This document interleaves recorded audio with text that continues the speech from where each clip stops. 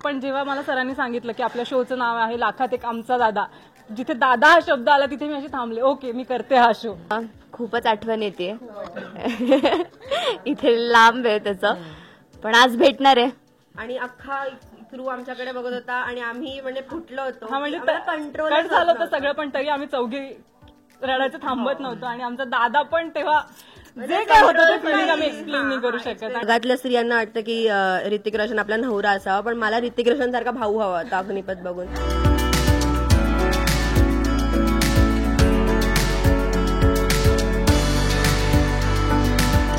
नमस्कार, मी कोमल मोरे आणि लाखात एक आमचा दादा या मालिकेत मी तेजश्रीची म्हणजे तेजूची भूमिका साकारते.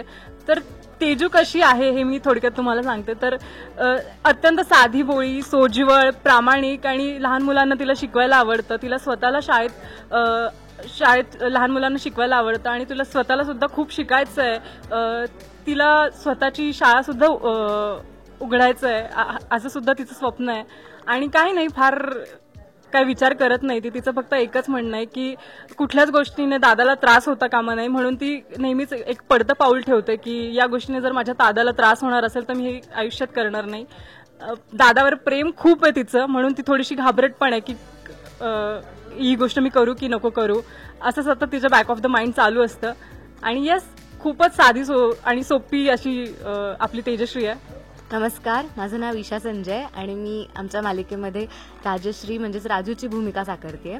राजू म्हणजे मला आई वाटते, कारण जी घरात असते आणि सगळेजण बाहेर काम करायला जातात आणि ती त्यांना छान आवरून डबा करून देते.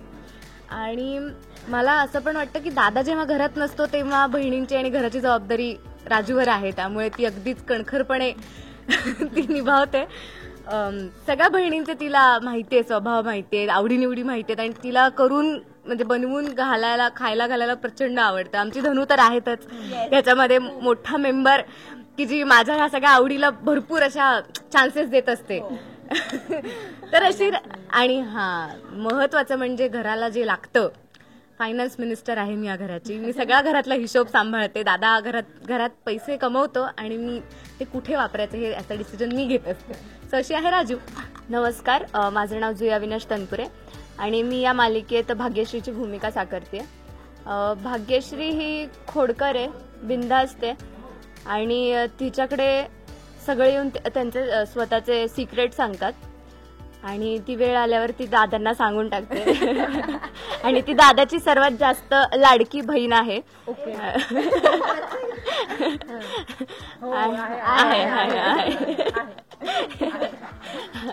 आणि मस्त आहे कॅरेक्टर माझं.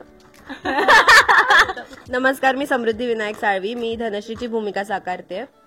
आणि धनश्री पहिली तर खूप इनोसंट आहे, म्हणजे तिने बाहेरचं जग अजून बघितलेलं नाहीये. तिचं जग म्हणजे तिच्या 3 बहिणी आणि दादा, बस. तिला त्याच्या पुढे काही माहित नाही. तिला खायला खूप आवडतं, सगळे पदार्थ. हेल्दी जरा नाही, पण बाकी सगळं ती खूप खाते. आणि तिला इंग्रजी बोलायला खूप आवडतं, पण तिला इंग्रजी येत नाही, कारण 3 वर्षांपासून तिचा इंग्रजीचा एक विषय सुटलाय BA ला. आणि अख्ख्या गावाला माहितीये की तिचा तो BA चा विषय नाही सुटणार. पण तिला असं वाटतं की ह्या वर्षी बाबा मी अलेक्झांडर वगैरे सगळं वाचणार आहे आणि पास होणार आहे. पण बघू होते की नाही. तर अशी धनश्री आहे. पहिला दिवस वर्कशॉपचा होता, त्या दिवशी आम्ही भेटलो. म्हणजे सगळेच नवीन होते आणि सगळेच एकमेकांना ओळखत होते किंवा नव्याने ओळखत होतं किंवा कोण कसं आहे, काय किती आपण एकमेकांमध्ये जलप होऊ शकतो हे सगळं जाणून घेत होतो.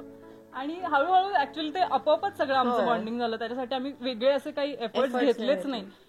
आम्हाला आमच्या प्रोडक्शननी किंवा म्हणजे एका ठिकाणी असं टाकलं होतं की तुम्ही चौघी आहात आणि तुम्हाला चौघींना एकत्र राहायचंच आहे.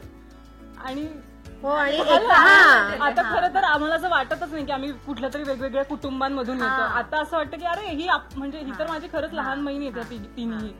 तर असं वेगळं काही वाटतच नाही आता.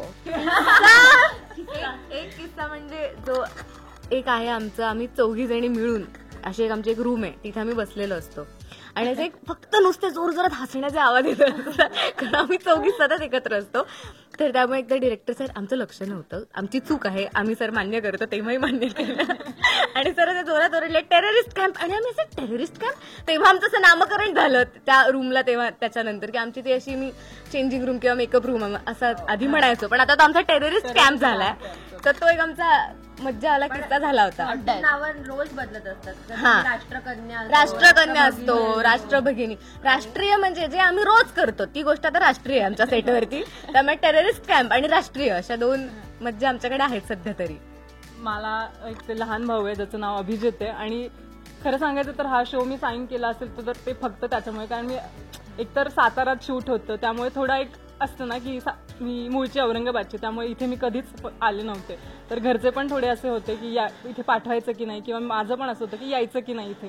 तर पण जेव्हा मला सरांनी सांगितलं की आपल्या शोचं नाव आहे लाखात एक आमचा दादा, जिथे दादा हा शब्द आला तिथे मी अशी थांबले, ओके मी करते हा शो.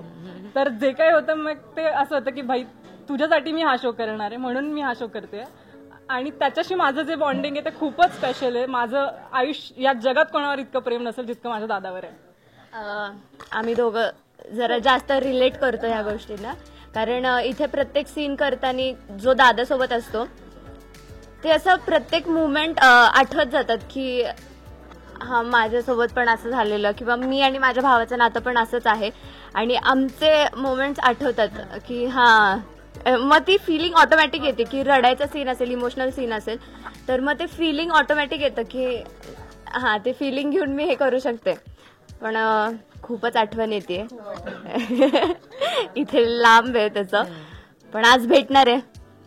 आणि ही जसं म्हटली की बऱ्याचदा ते इमोशन्स असे मॅच होतात ना, तर एक आम्ही सीन करत होतो, खूप इमोशनल सीन होता तो, आणि त्यात दादा आम्हाला असा एक एक घास असं भरवतो आणि त्या दिवशी असं माहित नाही तोच म्हणजे किस्सा म्हणजे तो एक त्याचा किस्सा त्या- आहे. हा, तुम्ही बघा तो जेव्हा एपिसोड होईल तेव्हा तुम्हाला कळेल. पण आणि तेव्हा बीटीएस पण आम्ही टाकू, पण तो रात्र होती, नाईट शिफ्ट होती आणि आय गेस ती कोणीच विसरू शकणार नाही, कारण का कट झाला कॅमेरा आणि अख्खा थ्रू आमच्याकडे बघत होता आणि आम्ही म्हणजे फुटलो होतो. हा म्हणजे कंट्रोल कट झालं होतं सगळं, पण तरी आम्ही चौघी रडायचं थांबत नव्हतो. आणि आमचा दादा पण तेव्हा जे काय होतं ते फिलिंग आम्ही एक्सप्लेन नाही करू शकत. आणि आय थिंक त्या रात्री नंतर कदाचित ते जे दादावालं फिलिंग, तू तर म्हणजे तू आहेच आमचा दादा, माहित नाही आपण आधी कधी भेटलो असू नसू, पण आजपासून तू माझा दादा आहेसच, ते फिलिंग त्या रात्रीपासून मला तरी आलं. हो. आणि सगळ्यांना भावांवर आय थिंक मला आणि ईशाला सख्खा भाऊ नाहीये, त्यामुळे ते आणि मला तर असं होतं म्हणजे खूप चाइल्डिश आहे, पण मी लहानपणी अग्निपथ बघितलेला, तर जगातल्या स्त्रियांना वाटतं की ऋतिक रोशन आपला नवरा असावा, पण मला ऋतिक रोशन सारखा भाऊ हवा होता अग्निपथ बघून. तर त्यावेळेस मला भाऊ हवाय. पण ती म्हणाली तसं इथे येऊन आता आहे आमचा सूर्यदादा, आता मी कधी म्हणणार नाही की मला भाऊ हवाय.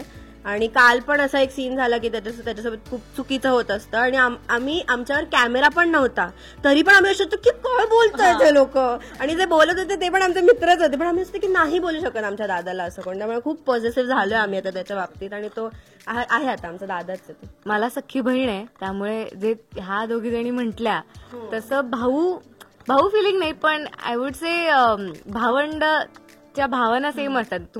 बहीण असू दे, भाऊ असू दे, सो ते माझ्यासाठी आहेच अगदीच. बहीण म्हणजे जीव की प्राण सगळ्यांचाच असतो. तर माझी बहीण फक्त मला एवढंच आत्ता सध्या तिची आठवण येते की म्हणजे उलट आहे खरं तर. मी म्हणेन ताई माझ्यापेक्षा मोठी आहे माझी, पण मीच खरं तर आमचा दादा जसा घरात फिरत असतो आमच्यावरती दादागिरी करत आणि सगळं प्रोटेक्टिव्ह राहून, तसं मला वाटतं मी उलट आहे आमच्याकडे. पण इट्स ओके. मी फार मिस करते तिला, कारण खूप ती इथे म्हणजे भारतात राहत नाही, त्यामुळे आम्हाला भेटता येत नाही फार, आणि आमचं बोलणं होत नाही कामामुळे. पण आज तर मी खूपच मिस करते, कारण आता सगळेजण इथे आले आणि हा खूप स्पेशल मोमेंट आहे की माझं पहिली मालिका, पहिलं काम असं, आणि ती फक्त इथे हवी होती. पण इट्स ओके. सो सीन करताना दादा नाही, पण मी दीदीला इमॅजिन करून तर नक्कीच. बहिणी आहोत. हा, आम्ही आहोत.